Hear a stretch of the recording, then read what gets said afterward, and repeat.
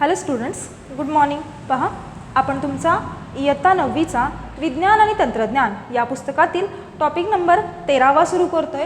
टॉपिकचं नाव आहे कार्बन, एक महत्त्वाचे मूलद्रव्य. पहा, या टॉपिकमध्ये आपण जे पॉईंट्स पाहणार आहे ते पॉईंट्स आधी आपण बघून घेऊयात कोणकोणते आहेत. पहा, इथे मी पॉईंट्स लिहिलेले आहेत. पॉईंट असे आहेत की पहिला पॉईंट आहे कार्बन आढळ, गुणधर्म आणि अपरूपे. आता आढळ म्हणजे काय, तर आढळणे म्हणजे कोणकोणत्या अवस्थेमध्ये तो कुठं कुठं आढळतो, त्याची गुणधर्म कोणकोणते आहेत आणि अपरूपे कोणकोणती असतात हे आपल्याला पाहायचे. त्याच्यानंतर जो पॉईंट आपल्याला पाहायचा आहे तो म्हणजे हायड्रोकार्बन्स. हायड्रोकार्बन कशाला म्हणायचं, हायड्रोकार्बन कोणाला म्हणतात याचा आपल्याला अभ्यास करायचा आहे. आणि त्याच्यानंतर कार्बन डायऑक्साईड व मिथेन याचं देखील आपल्याला सेम 3 पॉईंट्स पाहिजे आहेत. कोणते 3 पॉईंट पाहिजे आहेत, तर एक म्हणजे आढळ, म्हणजेच तो आढळतो कुठं, कोण, कार्बन डायऑक्साईड आणि मिथेन. त्याच्यानंतर गुणधर्म, त्याचे देखील आपल्याला गुणधर्म पाहिजे आहेत. आणि त्याच्यानंतर अपरूपे हे जे काही आहेत हे आपल्याला पाहिजे आहेत. आता पहा, आपण आपल्या टॉपिककडे येऊयात. मी आपल्याला आपल्या टॉपिकमध्ये जे काही पाहायचं आहे हे आत्ता सांगितलं तुम्हाला. टॉपिकचं नाव आहे आपल्या कार्बन, एक महत्त्वाचे मूलद्रव्य. पहा, महत्त्वाचे मूलद्रव्य असं का म्हटलं गेलं कार्बनला, याच्यामागं एक छोटीशी हिस्ट्री आहे, एक छोटासा इतिहास आहे, एक छोटीशी गोष्ट आहे. त्याआधी आपण मूलद्रव्य म्हणजे काय एकदा पाहूयात आणि मूलद्रव्यांचे प्रकार कोणते असतात हे देखील पाहूयात. सगळ्यात पहिल्यांदा मी इथं लिहिणार आहे मूलद्रव्य म्हणजे काय, कारण की टॉपिकचं नाव काय आहे आपल्या, तर कार्बन एक महत्त्वाचे मूलद्रव्य.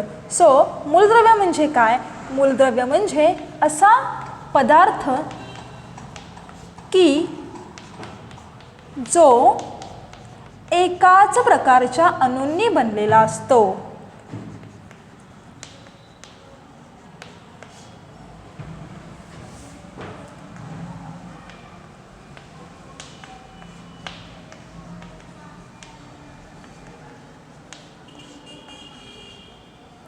त्याला काय म्हणायचं, तर मूलद्रव्य. आता पहा, आपण मूलद्रव्य पाहिलं तर मूलद्रव्यांचे प्रकार किती व कोणते असतात, तर आपल्याला माहिती आहे मूलद्रव्यांचे प्रकार किती असतात. तर मूलद्रव्याचे एकूण 3 प्रकार असतात. हे आपण इयत्ता 8वीमध्ये शिकलेलो आहोत. कोणकोणते 3 प्रकार सांगा बरं तुम्ही मला. आपण इथे लिहूयात, मूलद्रव्यांचे प्रकार. अगदी बेसिक गोष्टी आहेत, आपण बेसिक गोष्टीपासूनच पुढे जाणार आहोत.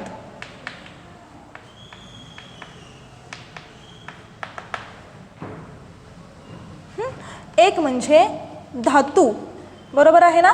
दुसरं अधातू, हे आपण इयत्ता 8वीमध्ये शिकलेलो आहोत.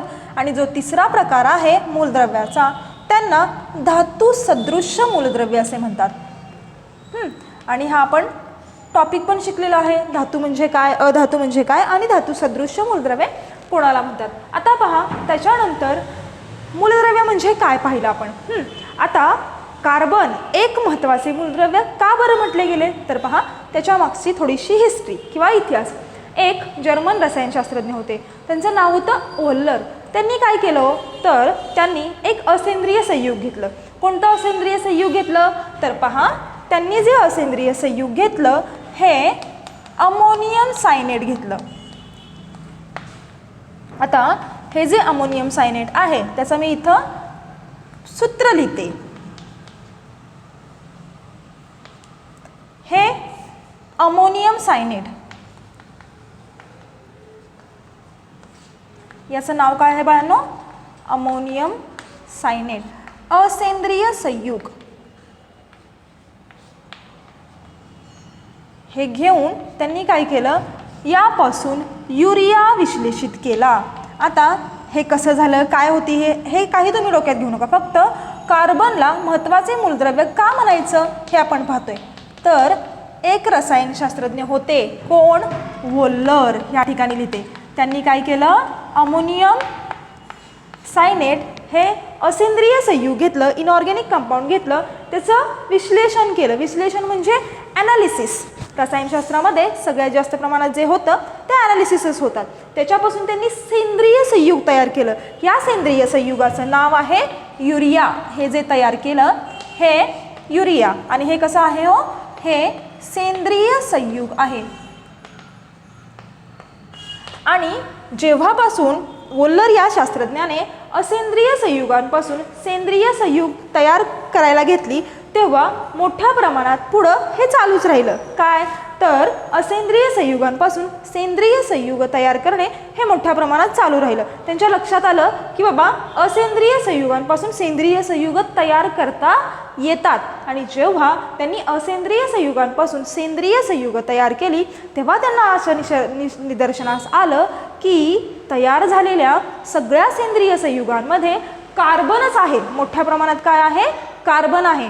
म्हणून जे काही सेंद्रिय रसायनशास्त्र आहे याला कार्बनी संयुगांचे रसायनशास्त्र असं देखील म्हटलं जातं. पहा, तुम्हाला 1 मार्काला विचारतील, 1 मार्कसाठी विचारलं जाऊ शकेल. सेंद्रिय रसायनशास्त्रास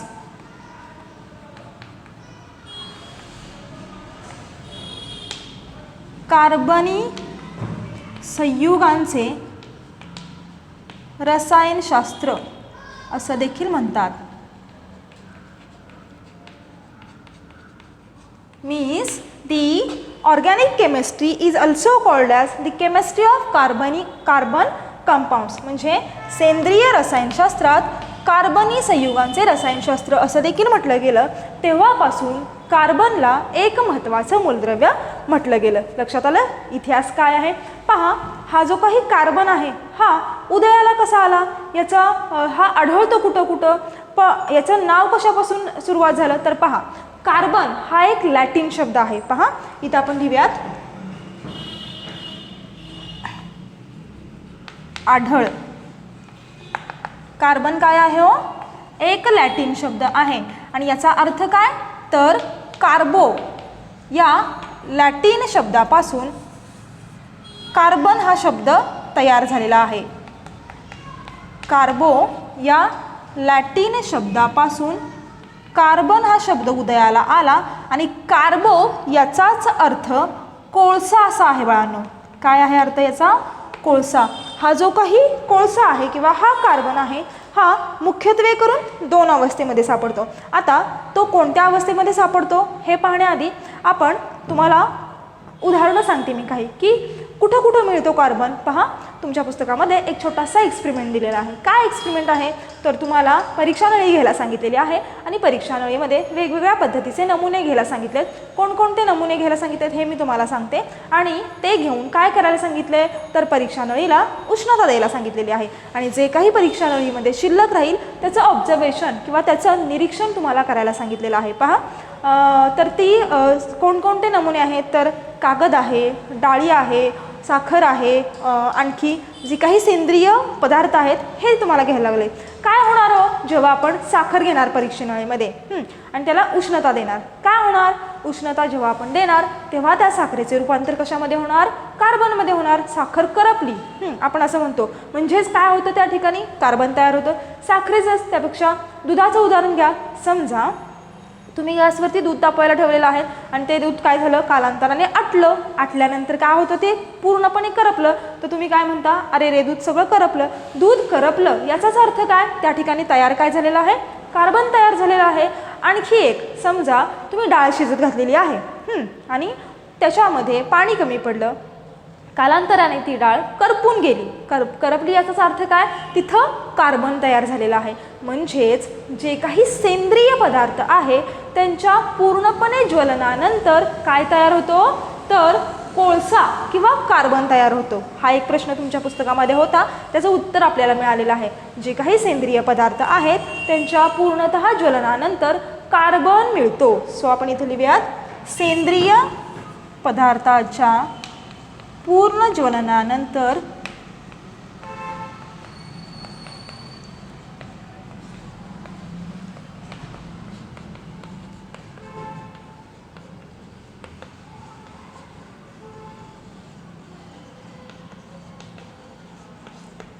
खाली शिल्लक काय राहतो? कार्बन शिल्लक राहतो किंवा कार्बन मिळतो असं म्हणलं तरी चालेल.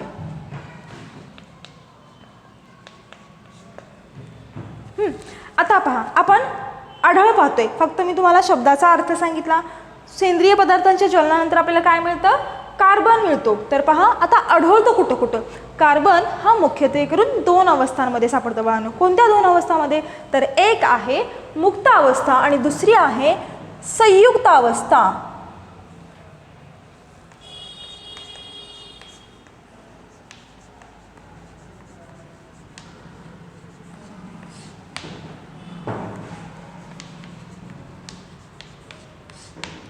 पहा, एक मुक्त अवस्था, दुसरी संयुक्त अवस्था. आता पहा, मुक्त अवस्थेमध्ये असणाऱ्या कार्बनची उदाहरणं कोणकोणती आहेत ते आपण पाहूयात. कोणत्या 2 अवस्थेमध्ये सापडतो कार्बन? एक म्हणजे मुक्त अवस्थेमध्ये, दुसरा म्हणजे संयुक्त अवस्थेमध्ये. पहा, मुक्त अवस्थेची उदाहरण आपण पाहूयात. हिरा आणि ग्राफाईट हे जे काही आहेत हे मुक्त अवस्थेमध्ये आढळणारे कार्बन आहेत. हिरा आणि ग्राफाईट हे काय आहे? तो मुक्त अवस्थेमध्ये आढळणारा कार्बन आहे किंवा हे कार्बनचं अपरूप आहे. याला काय म्हटलं जातं? Carbon alloy, alloy of carbon असं म्हटलं जातं. तर संयुक्त अवस्थेमध्ये जो काही आढळणारा कार्बन आहे हा कोणकोणत्या अवस्थेत असतो? तर हा पहा, कार्बन डायऑक्साईड, त्यानंतर कार्बोनेट CO3, त्याच्यानंतर मार्बल, त्याच्यानंतर कॅलामाइन या अवस्थेमध्ये तो सापडतो. आणखीन पहा कुठल्या कुठल्या अवस्थेमध्ये सापडतो? तर आपले जे काही नैसर्गिक धागे असतात, कोणकोणते आहेत? तो नैसर्गिक धागे लोकर आहे, रेशीम आहे, आपला कापड आहे, याच्यामध्ये देखील कार्बन आपल्याला संयुक्त अवस्थेमध्ये सापडतो. त्याच पद्धतीनं पहा, आपण इथं लिहूयात संयुक्त अवस्थेमध्ये. असं करते मी, नैसर्गिक धागे म्हटलं होतं ना मी, नैसर्गिक धागे कोणकोणते सांगितले हो मी? कापड, लोकर, रेशीम. त्यानंतर पहा, जी काही आपली जीवाश्म इंधने असतात, जीवाश्म इंधने कोणकोणते असतात? तो जीवाश्म इंधने आपण शिकलेलो आहे विज्ञान भाग 2 मध्ये 5वी पासून. पेट्रोलियम, दगडी कोळसा, नैसर्गिक वायू यांना जीवाश्म इंधने असं म्हटलं जातं. याच्यामध्ये देखील आपल्याला कार्बन पाहायला मिळतो. नैसर्गिक वायू, पेट्रोलियम आणि दगडी कोळसा. शॉर्टमध्ये लिहिते फक्त कोळसा, जे कोळसा असेल को असं लिहिते. पहा, त्यानंतर आणखी आपली जी काही कार्बनी पोषक द्रव्य आहेत. आता कोणती कार्बनी पोषक द्रव्य माहीत आहेत तुम्हाला? फक्त यांनाच ते म्हटलं जातं असं माहीत नाही. कार्बनी पोषक द्रव्ये कोणकोणती? तर एक म्हणजे कार्बोहायड्रेट्स, त्यांना कार्बोदके असं देखील म्हटलं जातं. त्याच्यानंतर प्रोटीन्स, प्रथिने, त्याच्यानंतर फॅट्स म्हणजेच मेद. या फॉर्ममध्ये आपल्याला कार्बन संयुक्त अवस्थेमध्ये पाहायला मिळतो. याच्यामध्ये ही जी काही मी उदाहरणं लिहिली आहेत त्याच्यामध्ये कार्बन आपल्याला संयुक्त अवस्थेमध्ये पाहायला मिळतो. हे तुम्ही त्याचा आढळमध्ये लिहिलं तरी चालेल. आढळ म्हणजे काय? तर तो कोणत्या अवस्थेमध्ये आढळतो. हे झालं कार्बनच्या अवस्थांबद्दल. मुक्त अवस्था, संयुक्त अवस्था. आता आपल्याला जर का कार्बनचं रासायनिक वर्गीकरण विचारलं तर ते आपल्याला करता आलं पाहिजे. म्हणजे काय हो? तर आपल्याला कार्बनची संज्ञा सांगता आली पाहिजे, आपल्याला त्याचा अणुअंक सांगता आला पाहिजे, आपल्याला त्याचा अणुवस्तुमानांक सांगता आलं पाहिजे. हे जे काही त्याचं रासायनिक वर्गीकरण आहे ते सांगता आलं पाहिजे. आणि सगळ्यात महत्त्वाचं, कार्बन एक महत्त्वाचे मूलद्रव्य. हे कोणत्या प्रकारचं मूलद्रव्य आहे? आपण आत्ताच पाहिलं मूलद्रव्याचे एकूण 3 प्रकार असतात: धातू, अधातू आणि धातू सदृश्य. मग या तिघांपैकी कार्बन कोणता आहे ते आता आपण पाहूयात. पहा, सो इथं मी असं लिहिते, पहा, रासायनिक वर्गीकरण म्हटलं तरी चालेल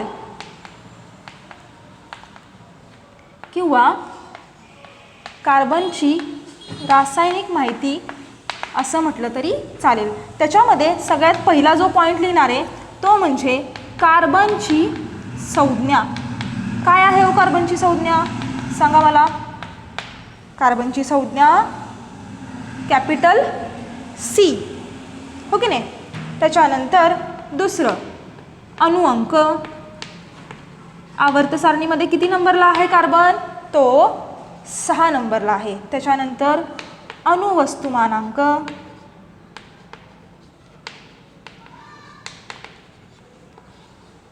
अणुवस्तुमानांक आपण कसा काढतो हे शिकलेलो आहे 8वी मध्ये.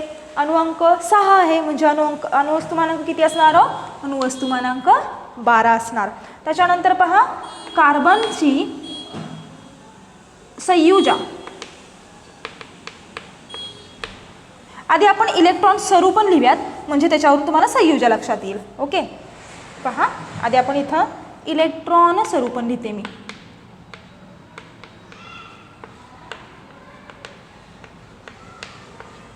कार्बनचं इलेक्ट्रॉन स्वरूपण अणुअंक किती आहे? 6 आहे. 6 आहे म्हणल्यानंतर आपण शिकलेलो आहे K shell, L shell, M shell, N shell, कसं त्याच्यामध्ये इलेक्ट्रॉनची होणारी विभागणी वेगवेगळ्या शेलमध्ये किंवा वेगवेगळ्या कवचांमध्ये त्याला आपण काय म्हणतो? इलेक्ट्रॉन स्वरूपण म्हणतो. सो आपण इथे लिहूयात इलेक्ट्रॉन स्वरूपण 2 आणि 4. जेवढा अणुअंक आहे तेवढे बरोबर इलेक्ट्रॉन आले की आपण लिहिलेलं बरोबर आहे. 2 अधिक 4 म्हणजे 6 म्हणजे मी लिहिलेलं बरोबर आहे. आता जर का कार्बनच्या बाह्यतम कक्षेमध्ये 4 इलेक्ट्रॉन असतील तर किती असणार हो त्याची संयुजा?